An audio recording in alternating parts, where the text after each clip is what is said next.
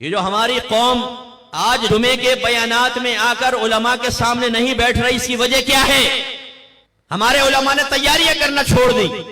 बहुत ही कम आपको ऐसे आलिम मिलेंगे जो हर जुमे के बयान की तैयारी के लिए कुरान खोलें, तफसीर खोलें, हदीस खोलें, शरह खोलें, फिक़ही बारात निकालें, अकाबरीन की तालीमात का निचोड़ निकालें, तब एक मुदल्लल बयान बनाकर पब्लिक के सामने पेश करें। क्या जरूरत है? तकरीरों की किताबें ले ली, एक आयत की तफसीर देखी, बस बयान कर देंगे, आधा घंटा तो निकालना है। अब तो फकीर के लिए आधा घंटा निकालना कोई प्रॉब्लम ही नहीं है। यूं बयान शुरू करता हूं, यूं खत्म कर देता हूं। 25-25 साल से कौम सामने बैठी हुई है, लोगों को एक मसला सीखने का मौका नहीं मिल रहा है। लड़के लड़कियां बाजी कर रहे हैं, जिना कर रहे हैं, हराम कर रहे हैं, लड़कियां लड़कों से दोस्तियां कर रही हैं, अपने माँ बाप की, अपने भाइयों की गर्दने शर्म से झुकाने के लिए गंदी हरकतें कर रही हैं। और यहां साहब बयान देखने पब्लिक कुछ चाह रही है, बयान इधर जा रहा है, पब्लिक की सोचें इधर जा रही हैं। ना कोई करंट इश्यूज पे कलाम, ना मॉडर्न चैलेंजेस के बारे में कलाम। एक यंगस्टर, एक पढ़ा लिखा नौजवान क्या करेगा मस्जिद में आकर?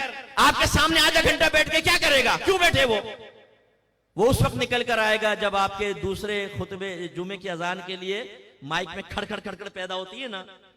ये मखसूस और बड़ी महबूब सी आवाज नौजवानों ने यहां अपनी मेमोरी में फिट कर रखी है।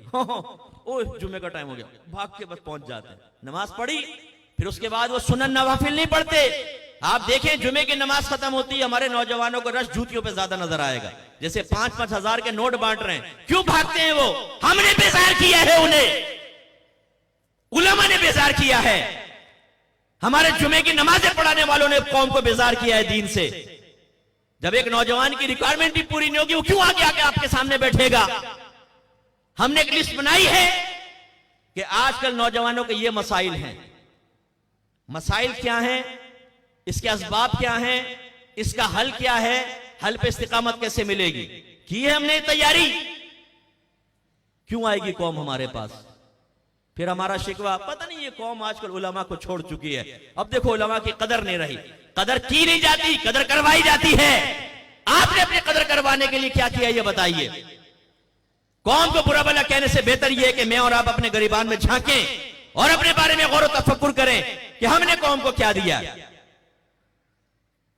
मैंने यूके में एक दफा वरासत के मसले बयान किए।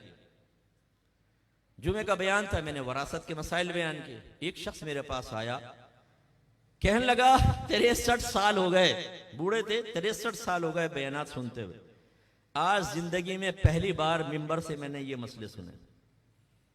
ऐसी एक जगह मैंने तकदीर के मसाइल बयान किए, मसला तकदीर को बयान किया, उसकी अक़साम जिक्र की।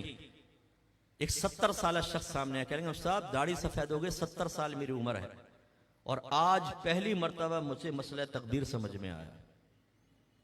जो अकायद से मुताल्लिक़ चीजें हैं, जो अहकाम शरइया अमलिया हमारी जिंदगी के लिए इंतहाई जरूरी हैं, गुनाहान सगीरा और कबीरा और ज़ाहिरिया और बातनिया, जिनका जानना हम पर फर्ज ऐन है, जिनकी मारिफत और इलाज, इन पर कोई कलाम नहीं। संजीदगी के साथ, इस्तिकामत के साथ, एक तरतीब के साथ एक रोड मैप बनाकर, नो। सोशल मीडिया पे लोग बैठे हुए हैं, एक हाथ में कुरान, दूसरे हाथ में हदीस लेकर, बुखारी लेकर हमारी कौम के बच्चों को जहन खराब कर रहे हैं। लेकिन हैं हम ये जहन बनाएं यार इस चैलेंज का मैं मुकाबला करूंगा, नहीं, भाड़ में जाए।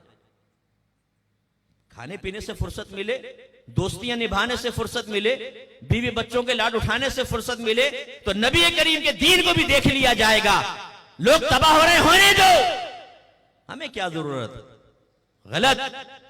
अगर हम साहिबे इल्म हजरात ही इन चीजों का रद्द नहीं करेंगे, अपनी कौम को इस लानत और इस खतरे से नहीं बचाएंगे, मैं यकीन से कहता हूं आपकी आने वाली नस्लें भी नहीं बचेंगी।